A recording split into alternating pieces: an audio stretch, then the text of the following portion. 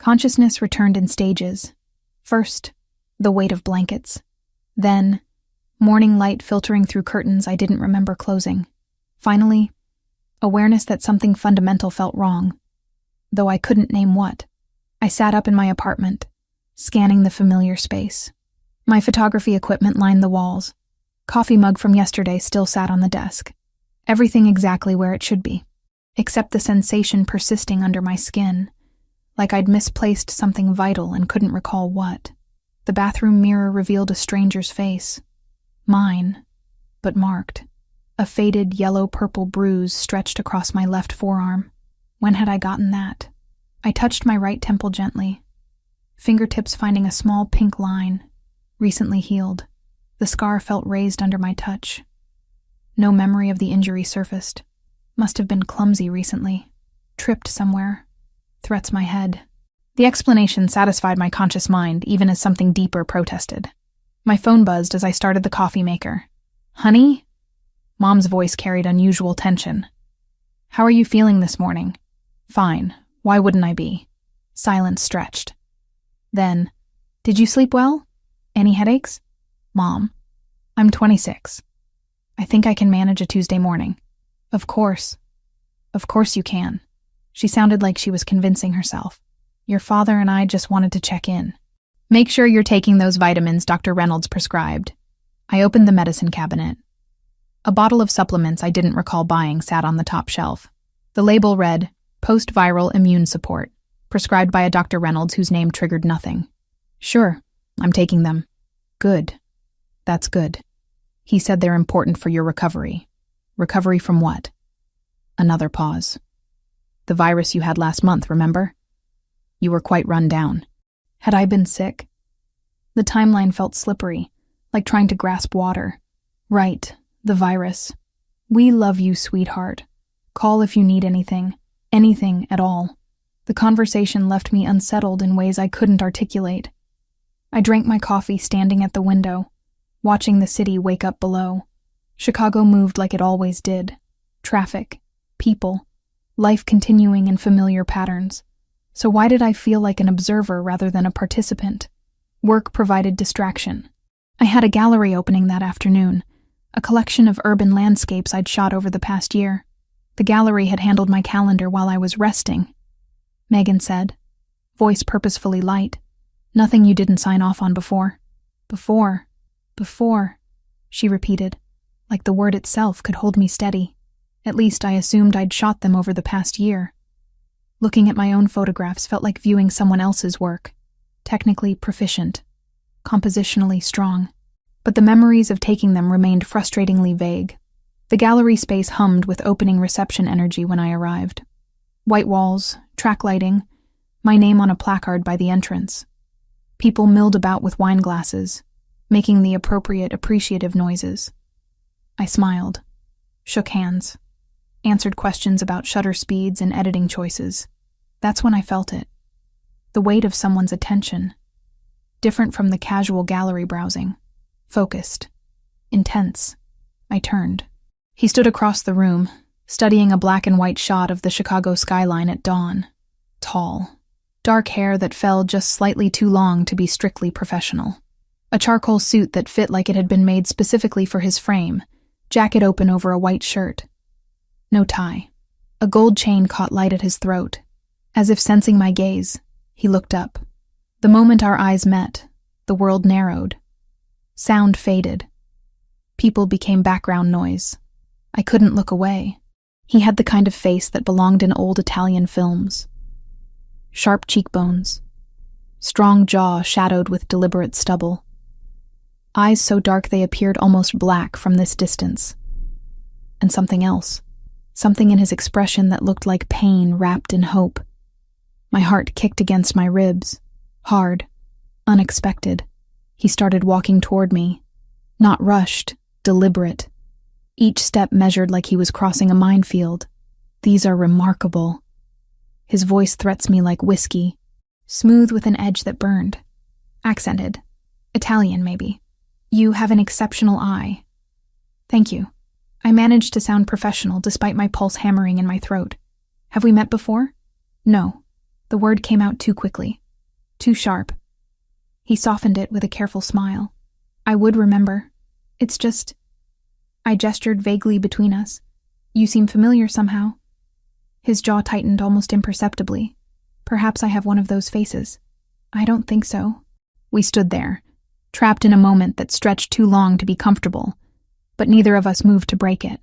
Up close, I could see a thin scar cutting through the right side of his neck, just above his collar. Old. Well-healed.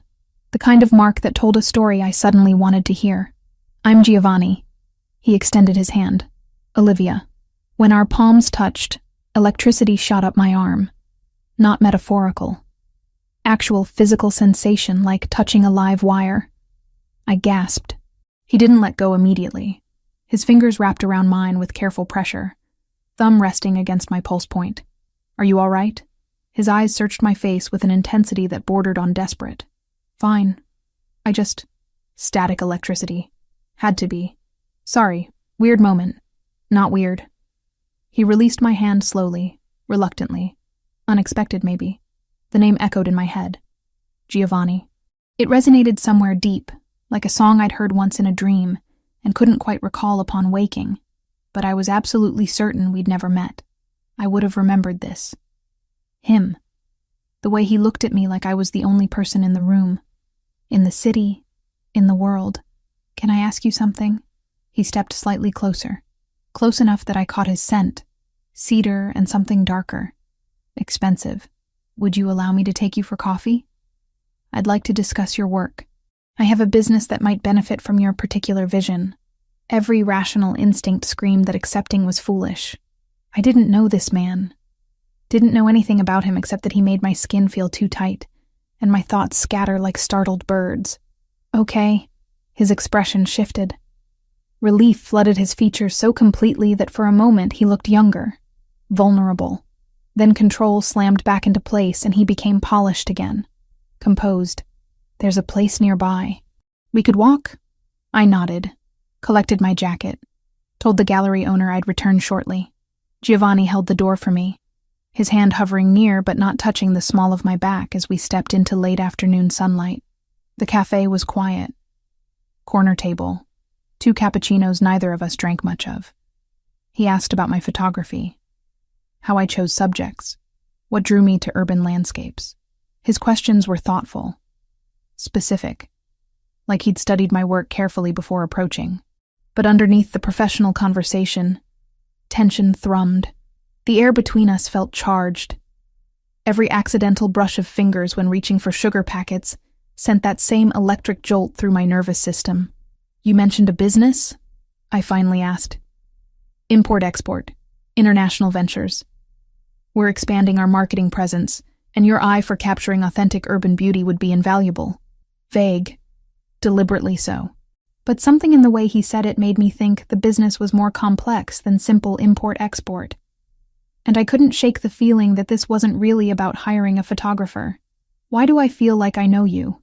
The question escaped before I could stop it. Giovanni went very still. I don't know. You're lying. Perhaps. He met my gaze directly.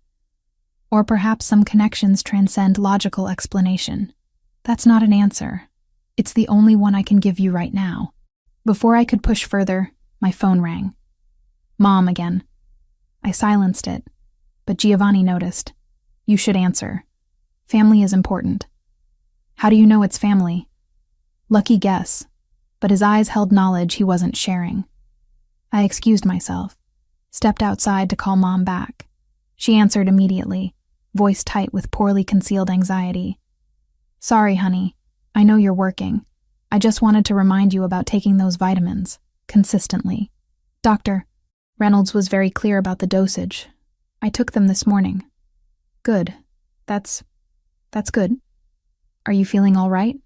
Any dizziness? Confusion? Mom, what's going on? You're acting strange. Nothing. Nothing's going on. I'm just being overprotective. Mother's prerogative. She forced lightness into her tone. Love you.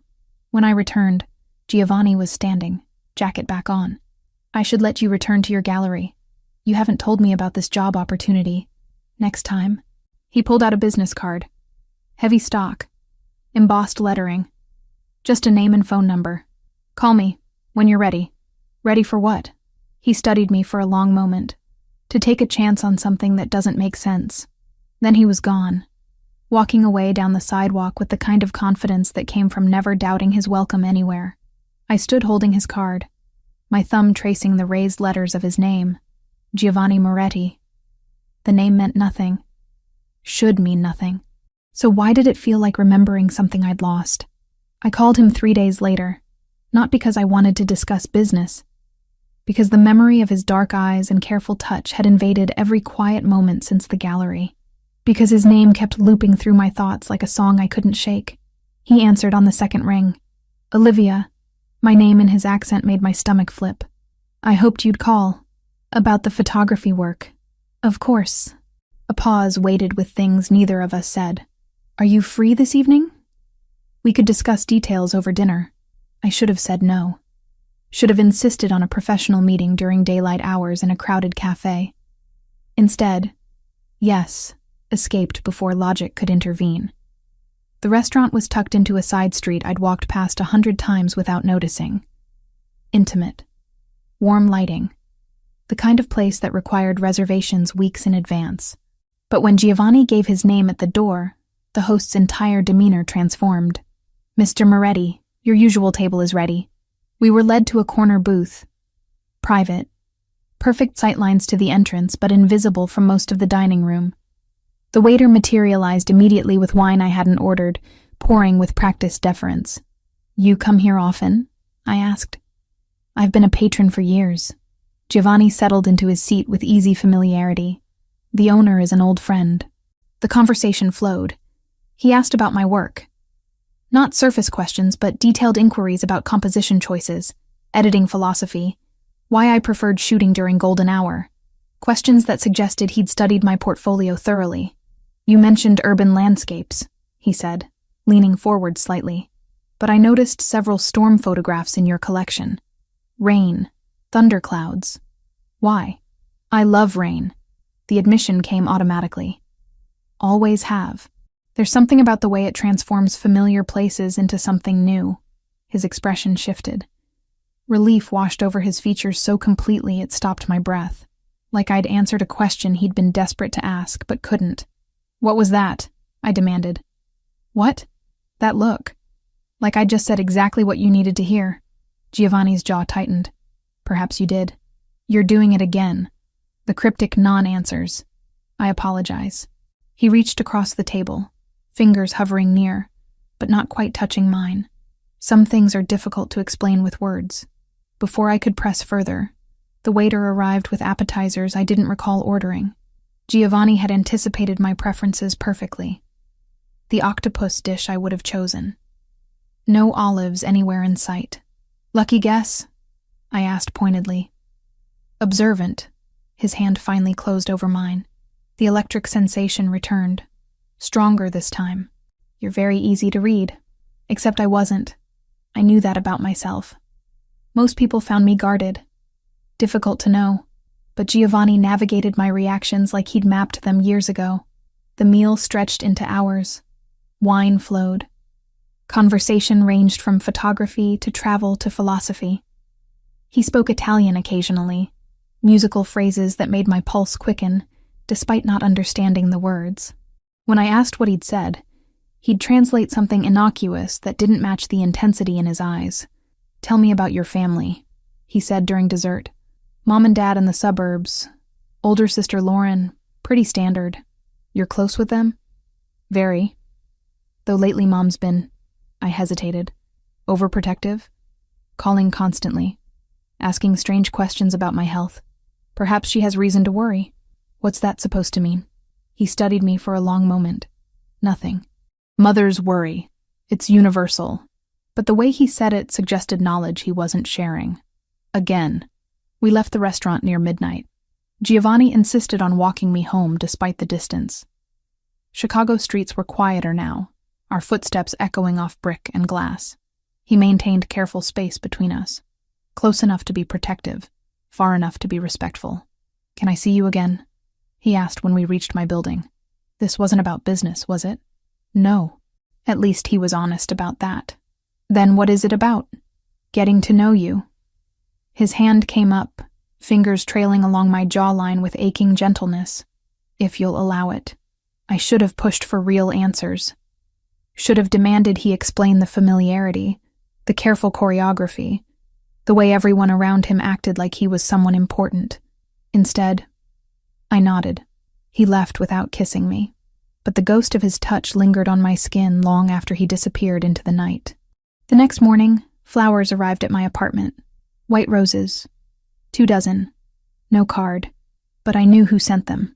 When I called to thank him, he answered like he'd been waiting. There's an art exhibit opening tonight. Come with me. Giovanni, please. That single word, weighted with something close to desperation, shattered my defenses. The days blurred together after that. Giovanni appeared in my life with increasing frequency. Always polite. Always asking permission, but always there. At the coffee shop where I edited photos. Outside the gallery after a client meeting.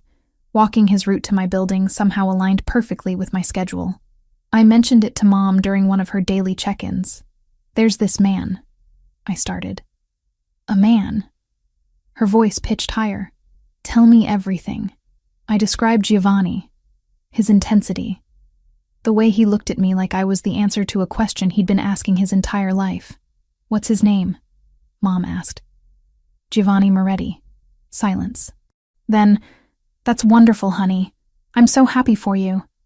You don't even know him. I'm sure you have good judgment. When can we meet him? The enthusiasm felt wrong. Forced, like she was reading from a script. Maybe soon, I said carefully. Good. That's good. Your father and I would love that. And Olivia? Are you still taking those vitamins Dr. Reynolds prescribed? Yes, Mom. Every day? Consistently? Why does everyone keep asking me about these vitamins? Because they're important. Her tone sharpened slightly. For your recovery. From a virus I don't remember having. Another pause. Memory can be tricky sometimes. Just keep taking them, okay? Megan showed up at my apartment that afternoon unannounced. She brought coffee and pastries and a worried expression she couldn't quite hide. So, she settled onto my couch. Mom called me. Said you're seeing someone? News travels fast. She seemed excited, which is weird because Mom doesn't usually get excited about your dating life. I know. I sat across from her. Everything's been weird lately. How are you feeling? Megan leaned forward. Any headaches, dizziness, confusion? Why does everyone keep asking me that? Because we care. But her eyes slid away from mine. Have you been taking the vitamins? Jesus Christ, Megan. What is with the vitamins? They're important. Dr. Reynolds was very specific about... I don't even remember seeing Dr. Reynolds. She flinched. Actually physically recoiled. You were really sick. It's natural to forget some details. Is it? I stood, pacing. Because I don't remember being sick at all. And now there's this man who looks at me like he knows me. And everyone's acting strange. And I keep having this feeling like I'm missing something crucial. Megan stood too, reaching for my hands. You're overthinking. The virus probably left you feeling off balance. Give it time. But she wouldn't meet my eyes when she said it. Lauren called that evening to cancel our planned sister dinner. Work emergency. I'm so sorry. You never cancel. I know. It's just... things are complicated right now. Her voice sounded strained. But I'm glad you're seeing someone. Mom told me about Giovanni. Of course she did. She said he sounds nice. She's never met him. Well, when she does, I'm sure it'll be fine. The forced casualness made my skin crawl. Giovanni took me to another dinner 2 nights later. Different restaurant. Same excessive deference from staff. This time I noticed how other patrons looked at him. Respectful. Wary. Like he was someone whose attention you wanted, but whose anger you feared. Who are you really? I asked over wine. A man who runs an import business. People don't react to import businessmen like you're dangerous. His expression went carefully neutral. Perhaps I have an imposing presence. That's not an answer. It's the one I can give you right now. He reached across the table, capturing my hand. Can that be sufficient? For now, I should have said no. Should have demanded truth or walked away. But when he looked at me with those dark, pleading eyes, I found myself nodding despite every warning bell ringing in my skull. Because the truth was, I didn't want to walk away.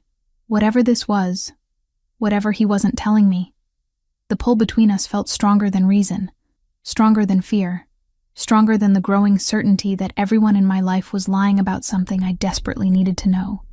During these 2 weeks since our first meeting at the gallery, Giovanni became woven into the fabric of my daily life in ways that should have felt invasive, but somehow didn't.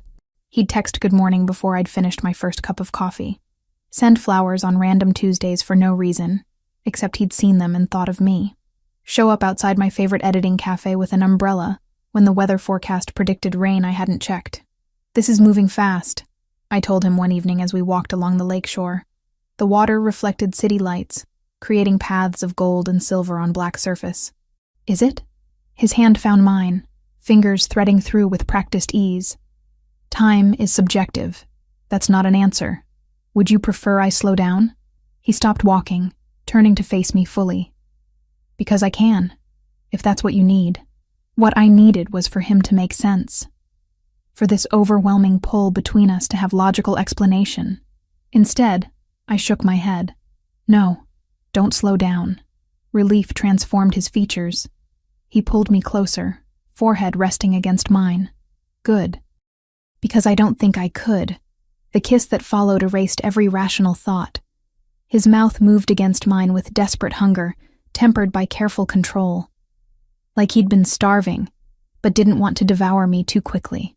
When we finally broke apart, both breathing hard, the world felt tilted. Giovanni took me to places he claimed were his favorites. A botanical garden on the city's edge where private sections required special access he somehow possessed. We walked through greenhouses full of orchids and tropical plants, the humid air making my skin damp. He knew the names of flowers I'd never heard of, could identify species with casual expertise. "How do you know all this?" I asked, touching a blood-red bloom. "I pay attention to beauty." His eyes never left my face when he said it. Another evening, a rooftop restaurant I'd photographed once but never visited. Too expensive, too exclusive. But the host greeted Giovanni by name, led us to a table overlooking the entire city skyline. Chicago spread beneath us like scattered jewels. "This view," I breathed, already mentally composing shots. "It's better during storms." Giovanni sipped wine, watching me instead of the scenery. "The lightning makes the city look alive. Dangerous and beautiful simultaneously." Something about that specific observation triggered déjà vu so powerful I had to grip the table edge. I'd been here before. I was certain of it. Stood in this exact spot, watching storm clouds roll across Lake Michigan while rain hammered the glass barriers. "You okay?" Giovanni's hand covered mine immediately. "Have I been here before? With you?" His jaw tightened. "Why would you think that?" "I don't know. It just feels..." I trailed off, unable to articulate the sensation. "Familiar?" he supplied quietly. "Yes." He studied me for a long moment. "Perhaps some places resonate with people. Strike chords we don't understand." But the way he said it suggested he understood perfectly. Back at my apartment one night, I noticed more inconsistencies. High-end camera lenses I definitely didn't own last week now sat in protective cases on my equipment shelf. A collection of photography books about Italian architecture filled a gap I hadn't known existed. Designer jacket hanging in my closet with tags still attached, in exactly my size and preferred style. I called Megan. "Did you put stuff in my apartment?" "What? No. Why would I do that? There's equipment here I don't remember buying. Expensive equipment." Silence stretched too long. "Maybe you're forgetting small purchases?" "The virus really took it out of you." "Megan, a $3,000 lens isn't a small purchase. Have you been taking your vitamins?" She deflected with the question everyone kept asking. "Dr. Reynolds said recovery issues could persist if you're not consistent with treatment." I wanted to scream. Instead, "Yes, I'm taking them." "Good, that's good. Maybe the purchases will come back to you once the supplements rebuild your system." But that didn't explain the jacket with tags attached. Didn't explain books I'd never ordered arriving with no shipping record. Mom called during my lunch break 3 days later. Honey, Dad and I were thinking, why don't you bring Giovanni for dinner this weekend? We'd love to meet him. You've never been this enthusiastic about anyone I've dated. That's not true. We're always happy when you're happy. Her voice carried forced brightness. And you sound so happy when you talk about him. I barely talk about him. You mention him every time we speak. She paused. Which is wonderful. We just want to get to know him. Is that so strange? It was. Everything about their reaction was strange. But I agreed anyway. Partly to see how they'd interact with Giovanni. Partly because refusing felt like it would confirm suspicions I couldn't yet name. Giovanni picked me up Saturday evening for the drive to my parents' suburban home. He wore dark slacks and a burgundy button-down, the collar open to reveal that gold chain I'd grown accustomed to seeing. Casual elegance that probably cost more than my rent. Nervous? I asked as we merged onto the highway. Should I be?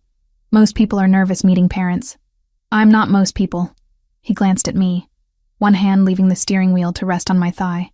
And I suspect your parents will be gracious. Something about that word choice bothered me. Not welcoming or kind. Gracious. Like he expected them to perform a role. Mom practically vibrated with tension when she opened the door. Giovanni, so wonderful to finally meet you. Come in, come in. Robert, they're here. Dad emerged from the living room, hand extended for a shake that Giovanni accepted with firm professionalism. Mr. Parker, thank you for inviting me into your home. Call me Robert, please. Dad studied Giovanni with an intensity that bordered on examination. Olivia's told us you work in import-export? International trade. Among other ventures. They settled into conversation about business, markets, global economics. I helped Mom in the kitchen, watching her hands shake slightly as she arranged appetizers. You okay? I asked quietly. Fine. Just want everything to be perfect. She forced a smile. He seems nice.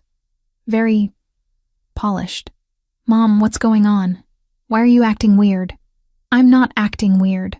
I'm being a mother meeting her daughter's new boyfriend. But her eyes wouldn't hold mine when she said it. Dinner passed with strange undercurrents I couldn't identify. Giovanni charmed my parents effortlessly, asked questions about their lives, their work, their interests, shared stories about his own family in Italy, most of whom were apparently deceased. He described his childhood in Milano with vivid detail that made Mom tear up. You've been through so much, she said, reaching across the table to squeeze his hand. I'm glad you found Olivia. So am I, Susan. He looked at me when he said it. More than you know. The familiarity jarred me. When had they transitioned to first names? Why did my parents treat Giovanni like he was already family rather than someone they'd just met? After dinner, Dad pulled Giovanni aside for what he called a quick chat in his study. I helped Mom load the dishwasher, watching her carefully. You really like him, I observed. Of course. He obviously cares about you deeply. She rinsed a plate, movements mechanical. That's all we've ever wanted. For you to be happy and cared for. Why does it sound like you already knew that? Before tonight? Her hands stilled. Mothers have intuition. That's not an explanation. Olivia. She turned to face me fully. Sometimes we have to trust that people are doing what's best, even if we don't understand all the reasons why. What does that mean? It means Giovanni is good for you, and that's what matters. Before I could press further, the men returned. Giovanni thanked my parents with genuine warmth, promised we'd visit again soon. The drive back to the city was quiet. I stared out the window, processing the evening's strangeness. They liked you, I finally said. I'm glad. He reached for my hand. Their approval means something to me. Why? You barely know them. Barely know me, really. Don't I? His thumb traced circles on my palm. Sometimes connections transcend timelines. You keep saying cryptic things like that. I know. He brought my hand to his lips, pressing a kiss to my knuckles. I'm sorry. Some truths are difficult to speak. Try anyway. He pulled the car into a spot outside my building but didn't release my hand. What if I told you that every moment with you feels like coming home? That I know your preferences because I pay attention to everything about you? That the way you move, speak, laugh, all of it is cataloged in my memory because you're the most important person in my world? My heart hammered. That's impossible. We've known each other 2 weeks. Is it impossible? His free hand cupped my face. Or is it just improbable? Giovanni, I'm not asking you to understand. Just to trust. He kissed me softly. Can you do that? I should have said no. Should have demanded real answers instead of poetic evasions. But looking into his dark eyes, seeing vulnerability wrapped in desperate hope, I found myself nodding. Okay, I whispered. He kissed me again, deeper this time. And for those suspended moments, the questions faded.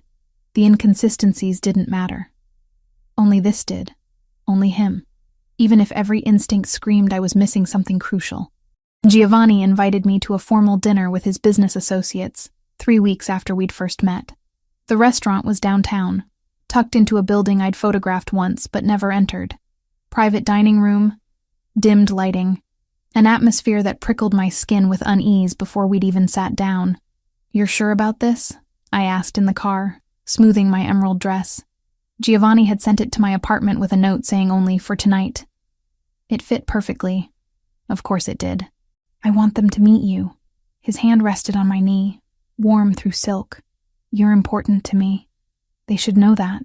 The room held maybe 15 men when we arrived. All older than Giovanni. All watching us with identical expressions of careful assessment. The energy reminded me of nature documentaries. Predators sizing up territory.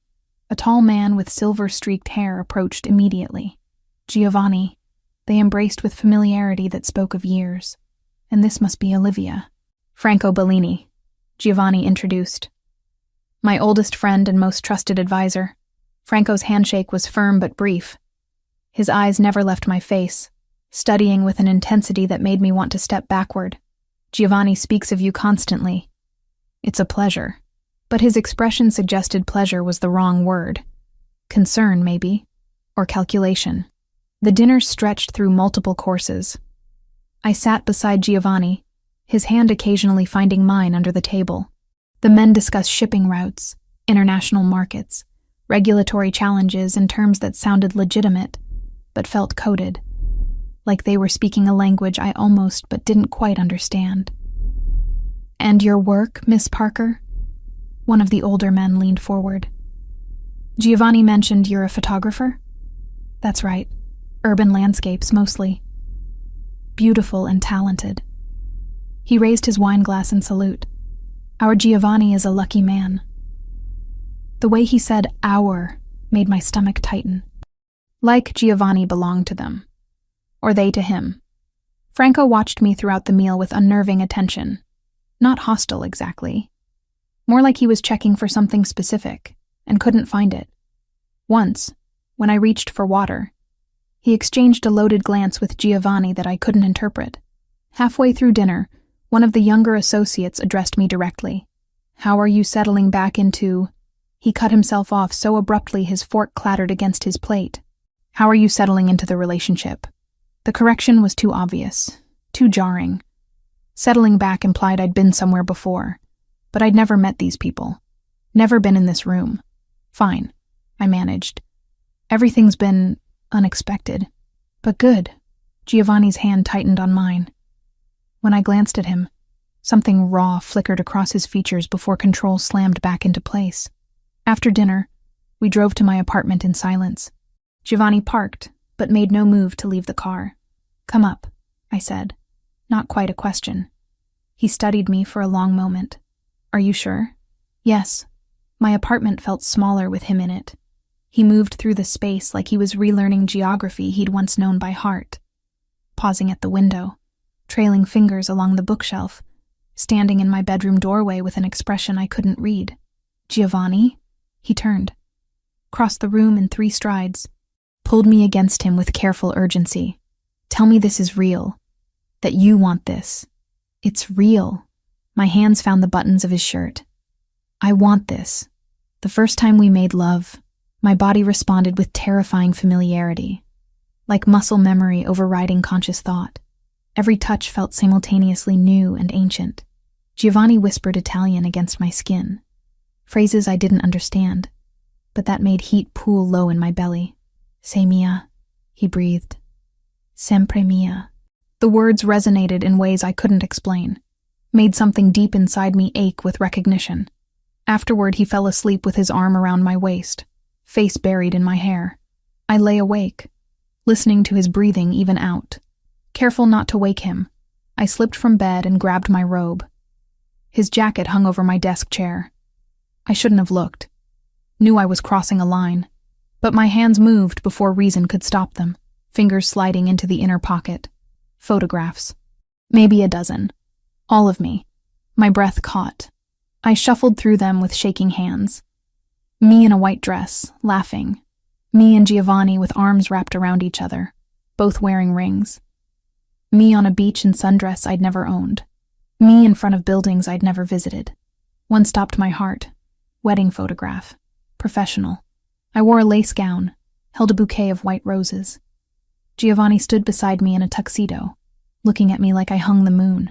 We were surrounded by people I'd never met, in a church I didn't recognize. I shouldn't have looked, but a folded invoice peeking from Giovanni's jacket pocket snagged my attention. La Primavera framing, custom archival mount, 16 and 20 rush. The description meant nothing and everything. A frame for what? For whom? I slipped the paper back, palms suddenly damp. The question pulsed in my ears all night. What are you hiding from me that feels like it belongs to me? I spun. Giovanni stood in the bedroom doorway, pulling on his pants. His eyes went to the photographs in my hands. All color drained from his face. What are these? My voice came out strangled. I can explain. You have pictures of us getting married. Married, Giovanni, and I don't remember any of it. He moved toward me slowly, hands raised like I was a spooked animal. Please, let me explain. How long have you been lying to me? I haven't lied. I've just omitted certain truths. That's the same thing. The photos scattered across my desk as I threw them down. Who are you? Who am I? What the hell is happening? You need to calm down. Don't tell me to calm down. You've been pretending we just met when apparently we're married? Or were married? I pressed my palms against my temples. I don't understand. I know. His voice cracked. I know you don't. But there are reasons. Good reasons why we've done this. We? Who's we? He reached for me. I stepped back. Don't touch me right now. Pain flooded his expression. Olivia, please, trust me. Trust you? You've been lying since the moment we met. Not lying, protecting. From what? He opened his mouth, closed it, struggled visibly with whatever he wanted to say. I can't tell you that, not yet. The doctors. Doctors? What doctors? Please. He looked desperate now, broken. Please just give me time to do this right. Do what right? Help you remember. The words hit like a physical blow. Remember what? Us. Our life. Everything you forgot. My knees gave out. I sat hard on the bed, staring at him. I have amnesia. Yes. From what? An accident. 6 weeks ago. You were in the hospital for 2 weeks. When you woke up, you'd lost the last 2 years of memory. 2 years. The vitamins. The constant questions about my health. Mom's forced enthusiasm. Megan's careful monitoring. Everyone acting like they were reading from a script. Everyone knows, I whispered. My family. My friends. They're all in on this. Giovanni nodded miserably. And you what? Decided to make me fall in love with you all over again instead of just telling me the truth? The doctors advised it. Said forcing the memories could cause more damage. That recreating our relationship naturally would be safer. Safer. I laughed.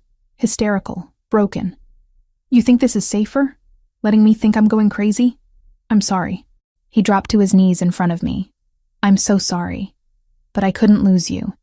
And if telling you the truth meant risking more damage, I couldn't. Get out. Olivia. Get out of my apartment. Now. He stood slowly, collected his jacket, paused at the door. I love you. That's real. Everything between us is real. Even if you don't remember it yet, how would I know? Tears streamed down my face. How would I know what's real when everyone's been lying to me? He left without another word. The door clicked shut. I sat surrounded by photographs of a life I couldn't remember. with a man I'd fallen for who turned out to be my husband, and tried to figure out which way was up. My phone buzzed. Megan. Like she had some sixth sense for catastrophe. I answered. Did you know? Silence. Then quietly. Yes. How long? Since the beginning. Since you woke up in the hospital. And you said nothing. We were trying to help. The doctors said. I don't care what the doctors said. I was shouting now. You lied to me. For weeks. You let me think I was losing my mind. I'm sorry. Her voice broke. I'm so sorry. But you have to understand. We were trying to protect you. By lying. By giving you the chance to fall in love again without the pressure of remembering. By letting it happen naturally. None of this is natural, Megan. None of it. I hung up. Turned off my phone. Lay down on sheets that still smelled like Giovanni, and stared at the ceiling while my world fractured into pieces I couldn't fit back together. I spent 3 days in a fog. Didn't answer calls. Didn't leave my apartment. Just sat surrounded by those photographs and tried to force memories that wouldn't come. On the 4th day, I started investigating my own life like it belonged to a stranger. Bank accounts first. I logged into the app on my phone and found transactions I'd never made. Deposits from sources I didn't recognize. Withdrawals at locations I'd never visited. And worse, joint accounts. My name linked with Giovanni Moretti on checking, savings, and investment portfolios worth more than I'd earn in a lifetime. My passport came next. I dug it from the drawer where it should have been gathering dust. Instead, stamps filled pages. Italy. Multiple trips to Milano, Roma, Firenze, all within the past year. Dates I couldn't account for. Places I had no memory of seeing. The calendar on my laptop held deleted appointments that recovery software pulled back from digital graves. Doctor visits, dress fittings, venue tours, wedding planning spreadsheets hidden in archived folders. Every piece of evidence screamed the same impossible truth. I'd lived 2 years I couldn't remember. Lauren's apartment was 20 minutes away. I didn't call ahead. Just showed up and pounded on her door until she answered, face pale with worry. Olivia. Tell me everything. I pushed past her into the living room. Right now. No more lies. She closed the door slowly. You should sit down. I don't want to sit. I want the truth. The truth is complicated. Try me. Lauren sank onto her couch, hands twisting together. 6 weeks ago, you were driving back from a photography session, rural area, about 2 hours outside the city. Giovanni was in a business meeting downtown. You were alone. And someone forced your car off the road. Her voice cracked. Deliberately. They'd been following you. Waiting for the right moment when you were isolated. My stomach dropped. Who? Enemies of Giovanni's. People trying to hurt him through you. She looked up, eyes wet. Your car went down an embankment. Rolled 3 times. You weren't found for almost an hour. I gripped the arm of the chair I'd refused moments before. How bad? Severe head trauma. Multiple fractures. Internal bleeding. They airlifted you to the hospital. Induced a coma to let the swelling in your brain reduce. She wiped her face. We didn't know if you'd wake up. Giovanni stayed by your bed for 2 weeks straight. Wouldn't leave. Wouldn't sleep. Just held your hand and waited. But I did wake up. Yes. After 14 days. But when you did, the last 2 years were just gone. You thought it was 2 years earlier. Didn't remember Giovanni, the wedding, anything. The neurologist said it was retrograde amnesia. Traumatic brain injury sometimes causes it. And everyone decided lying was the best option. It wasn't lying. Lauren stood, pacing. The doctors said forcing the memories could cause more psychological damage. That recreating your relationship naturally might help them return without trauma. So Giovanni, your parents, Megan, me, we all agreed to try. To let you fall in love again without the pressure of remembering. That's insane. It was survival. She turned on me. You nearly died, Olivia. Your husband was destroyed. We were trying to protect you both. The word husband hit like a physical blow. I don't even know him. You did. You do. The woman you were before the accident loved him more than anything. But I'm not her anymore. Aren't you? Lauren moved closer. You fell for him again, within weeks. Same connection, same chemistry. That has to mean something. Before I could respond, her doorbell rang. She checked her phone, face going pale. It's Mom and Dad. You called them? They deserved to know you'd figured it out. My parents entered with expressions of careful concern. Mom rushed to me immediately, pulling me into a hug I couldn't return. Baby girl, we're so sorry. We wanted to tell you every single day. Then why didn't you? Dad settled onto the couch, looking older than I'd ever seen him. Because the alternative was worse. Watching you wake up to the reality that you'd lost 2 years, that you'd married someone you didn't remember, that people had tried to kill you.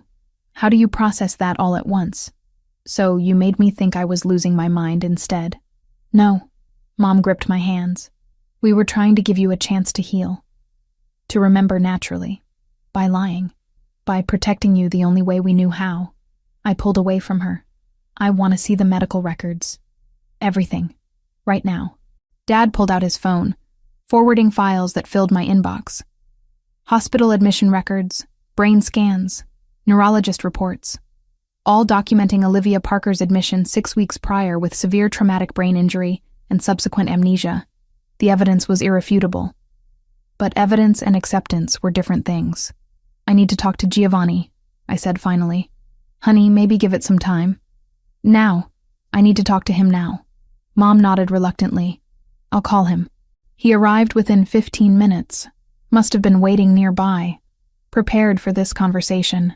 When he walked into Lauren's apartment, the pain etched into his features made my chest constrict. Olivia. Just my name. Nothing else. Can we speak privately? Lauren's bedroom offered the only space. We stood on opposite sides, the bed between us like a demilitarized zone. Tell me everything, I demanded. From the beginning. No half-truths, no omissions. Everything. Giovanni leaned against the wall. Like standing unsupported required more energy than he possessed. We met 2 years ago. At an art gallery, actually. You were exhibiting your work. I was there with Franco on business but saw your photographs and couldn't look away. When I met you, I knew. Immediately. That you were going to change my life. What do you do? Really? I run an organization. Import-export is the legitimate face. Underneath, there are operations that exist in gray areas. Some illegal. Some just morally complicated. He met my eyes. I'm not a good man, Olivia. But I've tried to be better since meeting you. You're telling me I married a criminal. I'm telling you that you married someone who loved you enough to give you the choice. I told you what I was after 3 months. Showed you everything. Expected you to leave. His voice dropped. You stayed. Why would I do that? Because you saw past what I did to who I was trying to become. Because you believed in second chances. Because you loved me as much as I loved you. He pushed off the wall. We got married 6 months ago. Small ceremony. Just family and close friends. You wore white roses. Said they reminded you of first snowfall. The detail struck something deep. White roses. Snow. A flash of memory so brief I couldn't grasp it. The accident. I prompted. My fault. I should have sent security with you. Should have insisted you didn't take that job. But you were so excited about the landscape work, and I couldn't deny you anything. Self-loathing saturated every word. They used it against us. Tracked you. Waited until you were vulnerable. Forced you off the road. Who? Rivals. They've been dealt with. The way he said it suggested permanence. And you decided lying was better than just telling me. The neurologist was explicit. Dr. Reynolds. He said forcing traumatic memories could cause irreparable psychological damage. That allowing them to return naturally through familiar experiences was the safest path. Giovanni crossed his arms. So we recreated our first meeting. Our first dates. Gave you the chance to fall in love without the weight of expectations. Except I did fall in love. The admission hurt. With someone who doesn't exist. I exist. He moved closer. Every moment was real. The only difference is you didn't remember the history. But the connection. The feelings. Those were genuine. How would I know?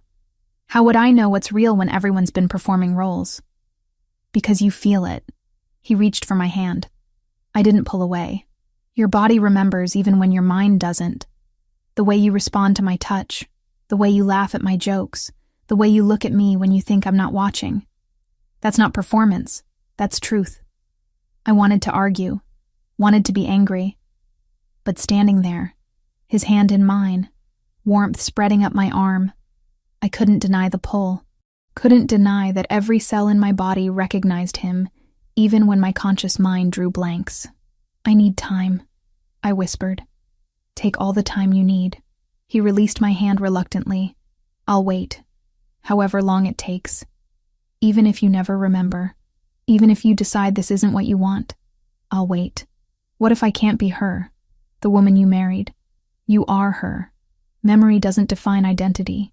You're still Olivia, still the woman who sees beauty in storms, who speaks 5 languages when she's nervous, who eats ice cream directly from the container at midnight. A sad smile touched his lips.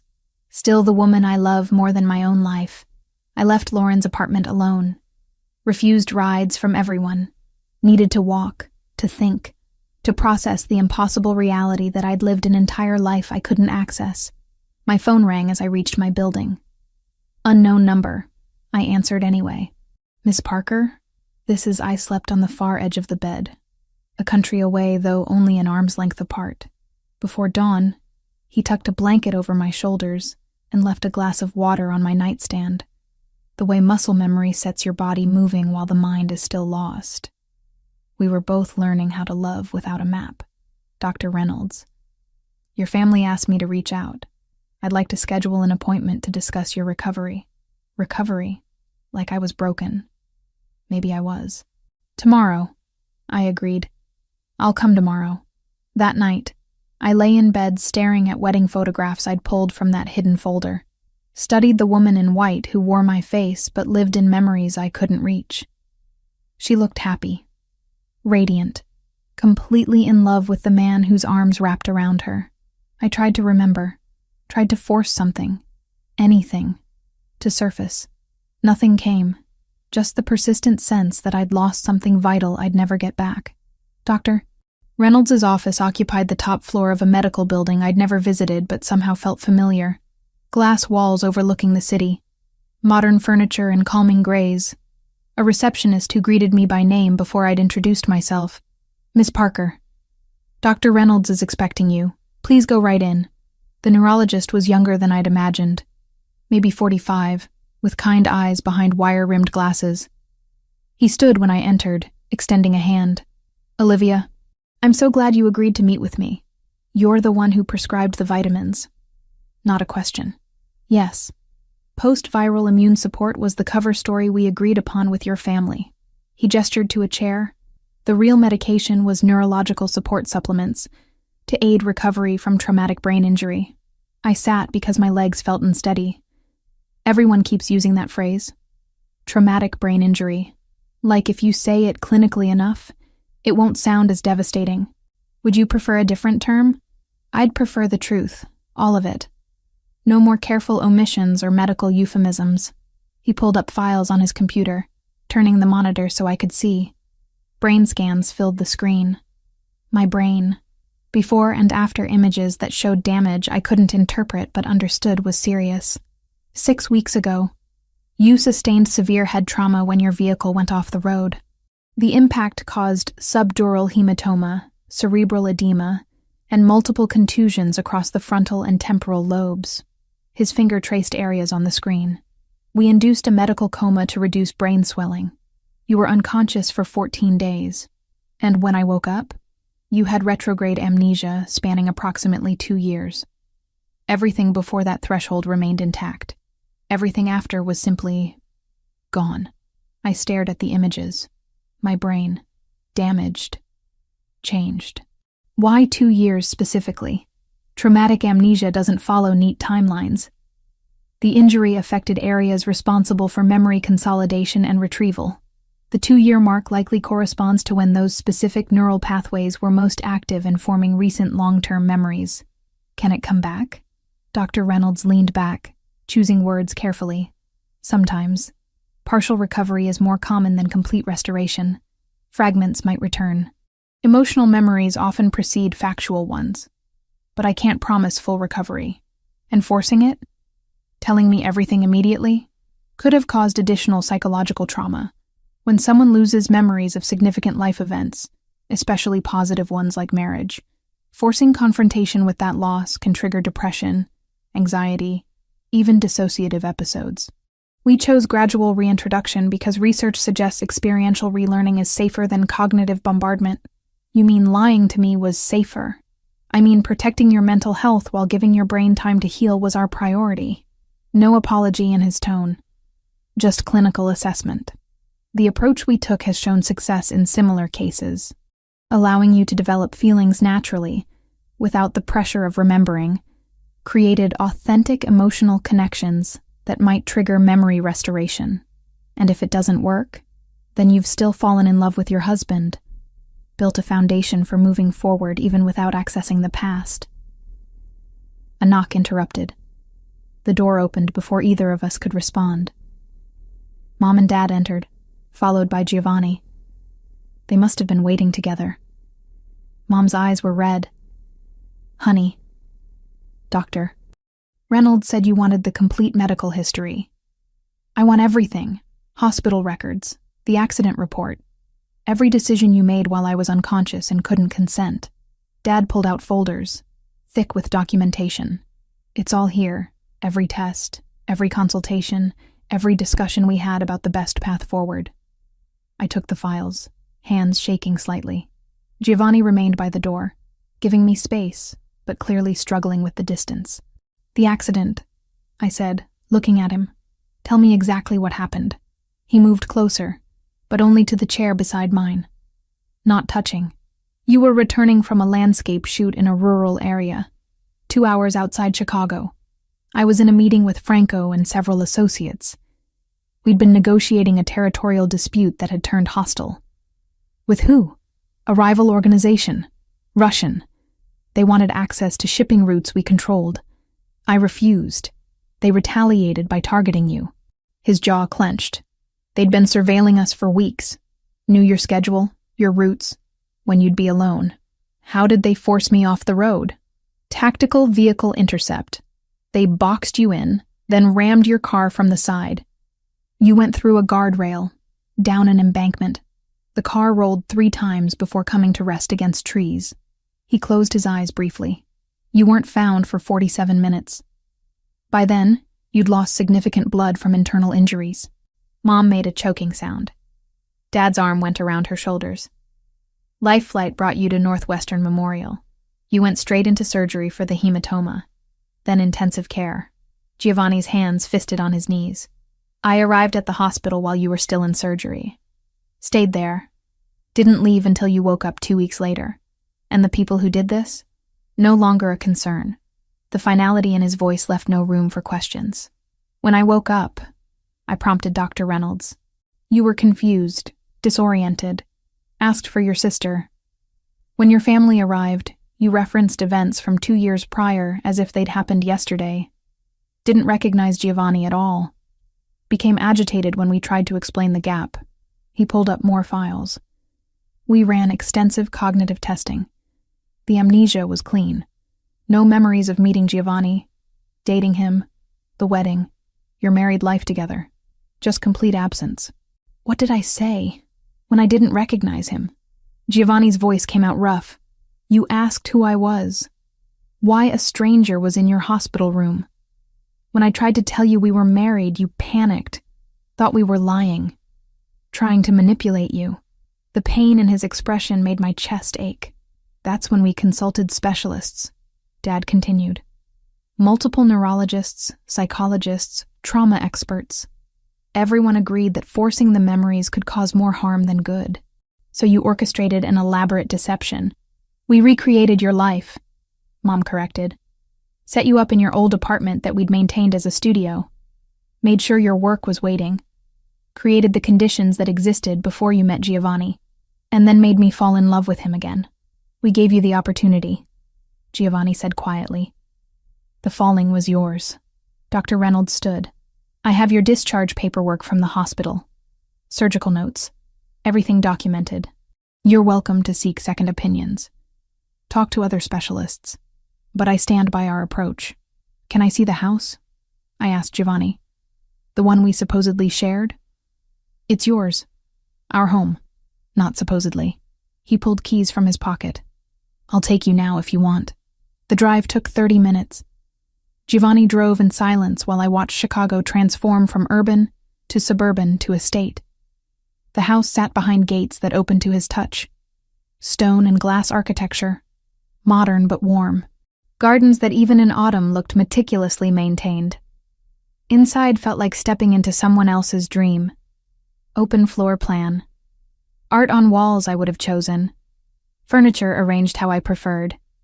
And photographs. Everywhere. Us. Together. Laughing, traveling, living a life I couldn't access. This was your office. Giovanni opened a door to a room I'd clearly designed myself. Photography equipment, editing station, prints covering walls. My work. Better than anything in my portfolio. Matured. Evolved. The bedroom nearly broke me. Our bed. Closet full of my clothes beside his. Bathroom with 2 sinks, my products lined up next to his cologne. Evidence of shared daily life in every detail. There's more. He led me to a study. Pulled a leather journal from a desk drawer. You kept this. Documenting our relationship. From the first meeting through the wedding. I opened to a random page. My handwriting. Dated 8 months ago. Giovanni surprised me with a weekend in Napa. We toured vineyards, tasted wine until we were giggling like teenagers. At dinner, he asked what I loved most about us. I said how he sees me, really sees me. Not just the surface, but everything underneath. The fears and dreams and contradictions. And he doesn't try to change any of it, just loves me as I am. Tears blurred the words. This woman, this version of me who wrote with such certainty, such joy. I didn't know her. I'm sorry. Giovanni's voice cracked. I'm so sorry I couldn't protect you. That my world, my enemies, they hurt you. Cost you this. I looked up at him, this man I'd fallen for, who turned out to be my husband, who'd orchestrated an elaborate recreation of our courtship to spare me pain. I don't know how to be her, the woman who wrote this. You don't have to be her. You just have to be you. What if I never remember? What if this is permanent? Then we build new memories. Start fresh. Fall in love again without the weight of what came before. He moved closer. I told you before. I'll wait. However long it takes. Even if it's forever. That's not fair to you. Loving you is the only fair thing I've ever done. I closed the journal. Looked around this room that should feel like home but felt like a museum. I need time to process this. All of it. Take all the time you need. The house is yours. I'll stay elsewhere. Where will you go? I have properties. Places that are mine alone. You need space to figure out what you want without me crowding you. He left me there, in our house, surrounded by evidence of a life I'd lost. I wandered through rooms, touching furniture, studying photographs, trying to force recognition that wouldn't come. In the master bathroom, I found more of the vitamins. Post-viral immune support. The lie that had kept me compliant. I dumped them down the sink. My phone rang. Megan. I answered this time. Are you okay? I don't know. Am I? Is any of this okay? Probably not, but it's what we have. She paused. For what it's worth, I'm sorry. We were trying to help. I know. I understand that now. Doesn't make it hurt less. Do you love him? Still? Even knowing everything? I thought about Giovanni's hands. Careful and gentle. His eyes when he looked at me. The way my body responded to his presence like coming home to something familiar. Yes, which might be the most confusing part of all this. Then maybe that's what matters. Not the memories you lost, but the feelings you found. After we hung up, I lay in the bed I'd apparently shared with Giovanni for 6 months. His side still smelled like cedar and something darker. I pressed my face into his pillow and tried to remember, tried to access even one clear memory of choosing him, loving him, marrying him. Nothing came. Just the persistent ache of loss for something I couldn't even properly grieve. But underneath that ache, something else stirred. Recognition. Not of memories, but of rightness. Like my soul knew what my mind had forgotten. Maybe that would have to be sufficient for now. I spent a week alone in the house Giovanni and I had shared. A week of therapy sessions with Dr. Reynolds, of reading my own journal entries like they belonged to a stranger, of touching furniture and trying to force connections that remained stubbornly absent. Megan showed up on day 5 with takeout, and tears already streaming down her face. "I'm so sorry," she said, before I'd even let her fully inside. "I'm so sorry. I hated every second of lying to you.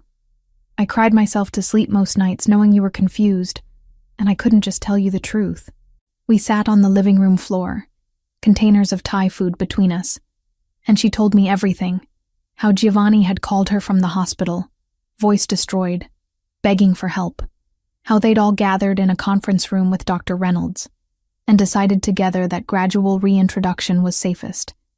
How she'd practiced conversations in her mirror, rehearsing casual lies until they sounded natural. "You have to understand," she said, gripping my hands. "We weren't trying to manipulate you. We were trying to protect you from a truth that could have broken you completely. I know, and I did. Understanding and forgiving were different processes, but I was working toward both. I'm not angry anymore, just sad, for all of us. Do you love him? Still?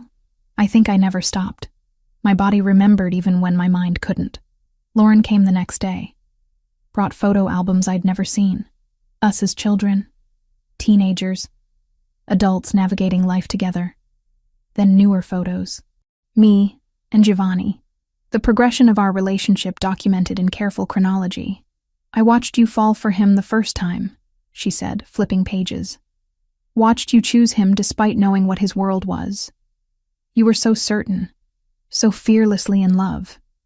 She looked up. "And now I'm watching you fall for him again. Same certainty, same fearlessness. What if I never remember the first time? Then you'll have made the choice twice. Loved him twice. How many people get that?" The perspective shift helped more than she knew. Giovanni respected my request for space, but sent texts. "Good morning. Thinking of you. Hope you're okay. Never demanding, never pushing. Just letting me know he was there. Waiting." On day 8, I called him. "I'm ready. Show me everything." He arrived within 20 minutes. Must have been nearby, hoping. We started at a restaurant downtown. Intimate, candlelit. He ordered for both of us without asking, then caught himself. "Sorry. Habit. We always shared everything. It's okay. I trust your taste." Over dinner, he told me the story. How he'd seen me across a gallery 2 years ago and known instantly his life had just changed. How he'd approached, expecting rejection, and received curiosity instead. How our first conversation had lasted 4 hours because neither could walk away. "When did you tell me what you really do?" 3 months in. I took you to a safe house. Showed you documents, introduced you to Franco, explained everything, expected you to leave. His hand found mine across the table. You stayed, said you saw who I was trying to become, not just who I'd been. After dinner, we drove to the church where we'd married. Empty now. Quiet. Giovanni led me to the altar. You wore white roses in your hair. Said they reminded you of fresh snow. Your vows made me cry, which embarrassed me in front of Franco. A sad smile. You promised to love me through whatever came. And you did, even when my world tried to kill you. Standing there, I felt something. Not memory exactly. More like echo. Residual emotion that my body had stored even as my mind forgot. Warmth spreading through my chest. Recognition without conscious recollection. I feel something, I whispered. Not memory, but something. His eyes lit with desperate hope. That's how it might come back. Feelings first, facts later. Doctor.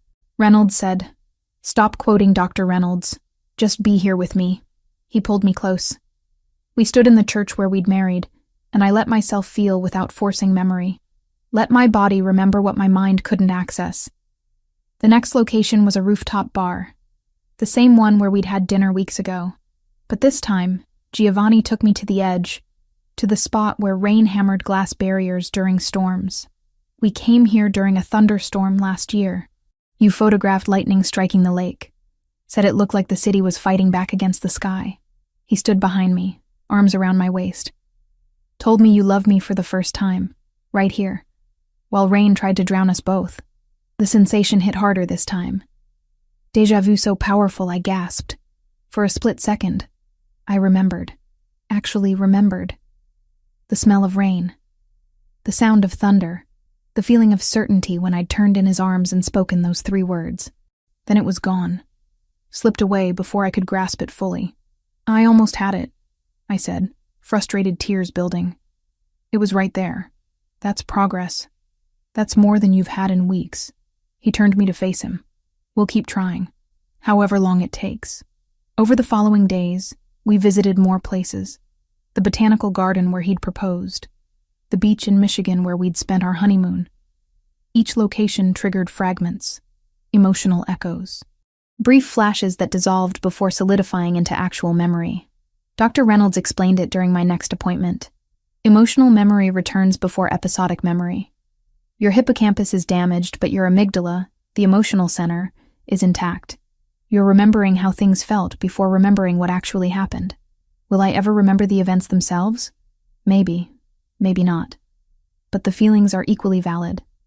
Perhaps more so. I decided to move back into the house permanently. Our house. It felt right in ways I couldn't articulate. Giovanni had been staying at one of his properties downtown, giving me space. When I called to tell him I was staying, the relief in his voice made my decision feel inevitable. I'll continue staying away, however long you need. No, come home. It's your house too. Our house. Our house, I agreed.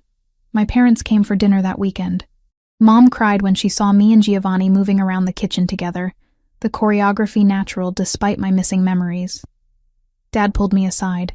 You were so happy before. Happiest I'd ever seen you. I know you can't remember that, but I'm watching it happen again. Watching you choose him again. He squeezed my shoulder. That's not coincidence. That's truth. Megan and I rebuilt trust slowly. She stayed over one night, and we watched videos from my phone.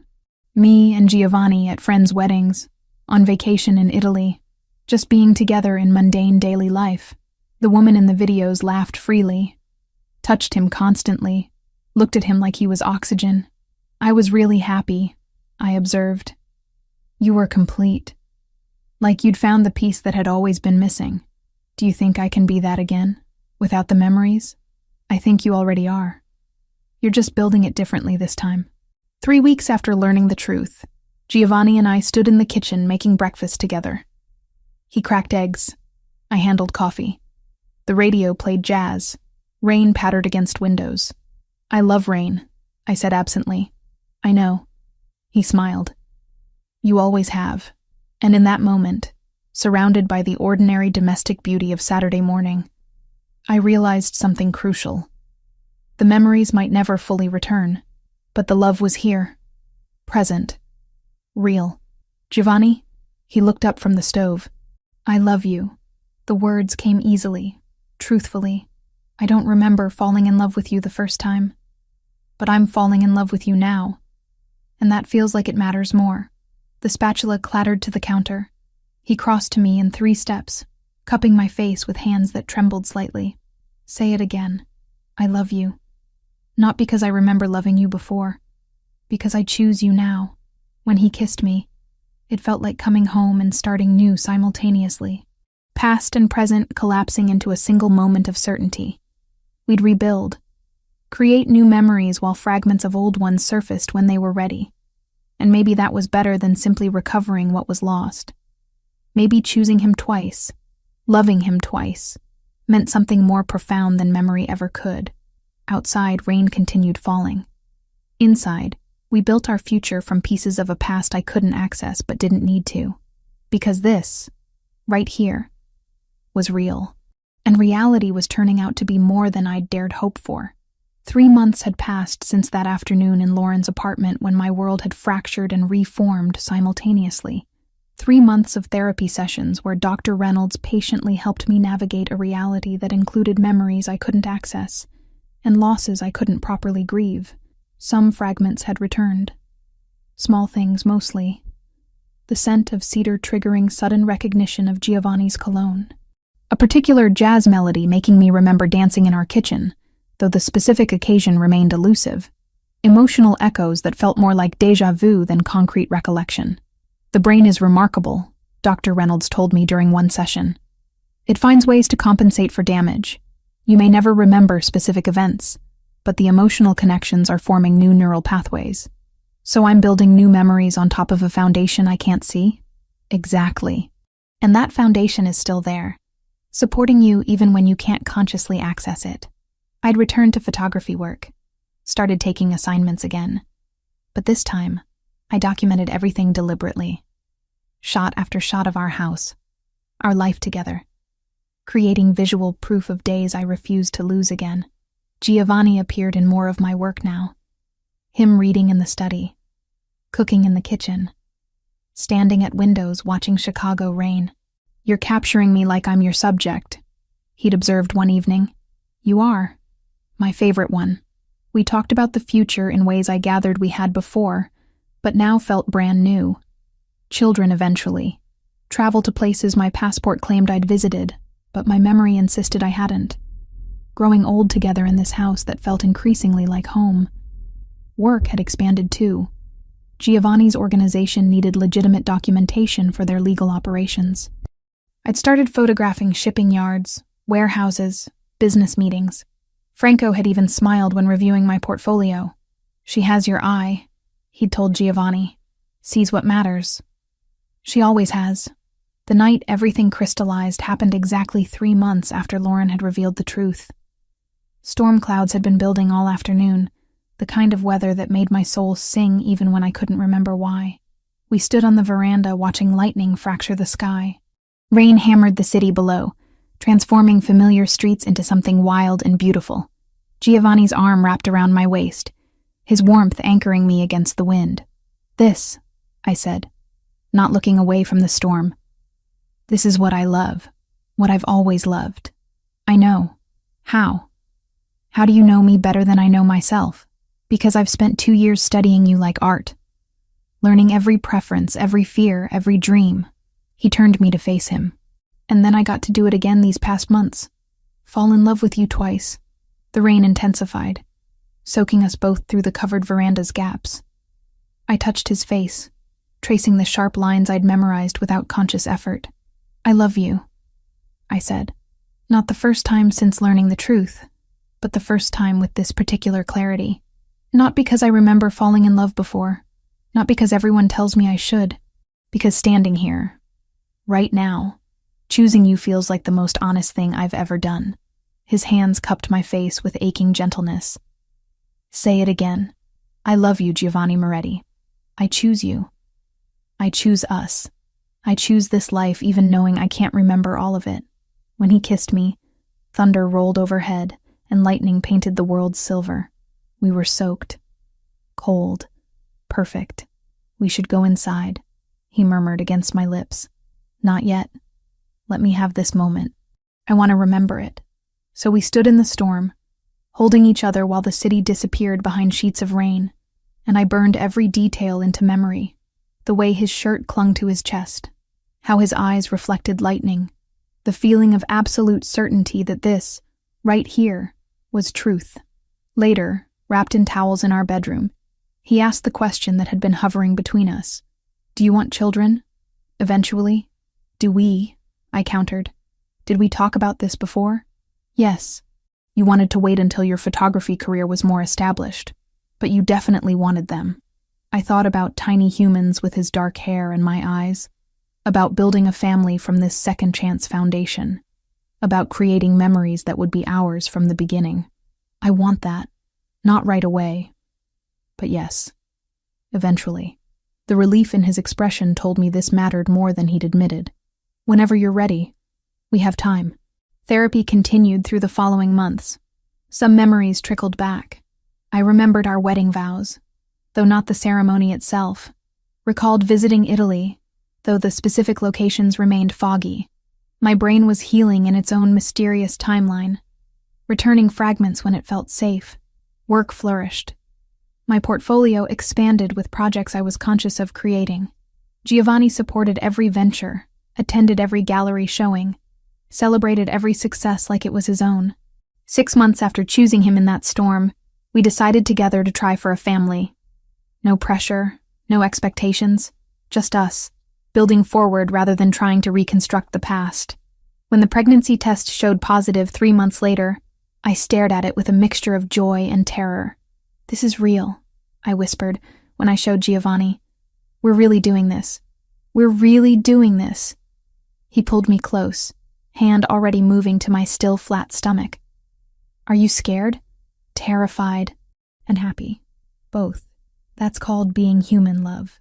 Now, 12 months since that afternoon when truth had destroyed and rebuilt my world, I sat in our study reviewing photographs. The album spread across my desk showed our life in careful chronology. Some images triggered recognition. Others remained beautiful mysteries. Giovanni appeared in the doorway, coffee in hand. "How are you feeling?" I touched my stomach, where our daughter grew. We'd found out the gender last week. A girl. I'd cried, though I couldn't say if I was remembering wanting a daughter or simply feeling it fresh. Good. Tired. Happy. He set the coffee down, moved behind my chair to look over my shoulder at the photos. "Do you remember that day?" The image showed us at the beach. Me in a yellow sundress, laughing at something off camera. Him looking at me like I'd hung the moon. "No, but I can see how happy we were." "Are," he corrected gently. "How happy we are." "Yes, are." Some memories might never return. Dr. Reynolds had been honest about that. The trauma was severe enough that portions of those 2 years could be permanently inaccessible. I'd made peace with that uncertainty. Made peace with being a woman who'd loved the same man twice, who'd chosen him in different timelines with the same certainty. I closed the album and turned to Giovanni. "Tell me again. About the first time we met. Which version?" A sad smile touched his lips. "The first time? Or the second?" "Both. Tell me both." So he did. Told me about seeing me across a gallery 2 years ago, and knowing his life had just changed. Told me about approaching me weeks ago and falling in love all over again. Told me stories about a life I'd lived but couldn't fully access, and about the life we were building now. Outside, rain began falling. Of course it did. The city transformed under water's touch, becoming something new while remaining fundamentally itself. Like me. Like us. I stood, took his hand, led him to the window. We watched Chicago disappear behind rain, and I thought about all the versions of myself that had stood here. The woman before the accident. The woman who woke without memories. The woman I was becoming now. Different. Same. Evolving. "I'm glad you waited," I said quietly. "Glad you let me fall in love with you again instead of just telling me I already had. Even knowing we could have avoided months of confusion. Especially because of that. I got to choose you twice, Giovanni. How many people get that gift?" He rested his hand over mine on my stomach. Our daughter moved beneath our touch, a reminder that we were building forward, creating a future that didn't require perfect memory of the past. "Thank you," he whispered. "For what?" "For choosing me. Both times. For being brave enough to love me even when you couldn't remember why." I turned in his arms, meeting his dark eyes that I'd memorized twice. It was never about memory. It was always about truth. And the truth is, some part of me has always known you. Will always know you. Memory or no memory. The rain continued. Inside, we held each other and planned futures built on fractured pasts. My photography career was thriving. His organization was expanding into more legitimate ventures. Our daughter would arrive in 6 months, born into a family that understood the value of second chances. I might never remember our first kiss, might never recall the exact moment I decided to marry him, but I remembered this. Every moment from this point forward, I was fully conscious, fully present, fully choosing this life, and that mattered more than any lost memory ever could. Mom texted every morning now, photos of her garden, the baby blanket growing longer row by row. Dad pretended not to cry on video calls and failed beautifully. Megan kept my calendar brutal and my coffee gentle. Lauren sent me voice notes reminding me to eat, to sleep, to be patient with a brain that heals like a shy animal, slowly, then all at once.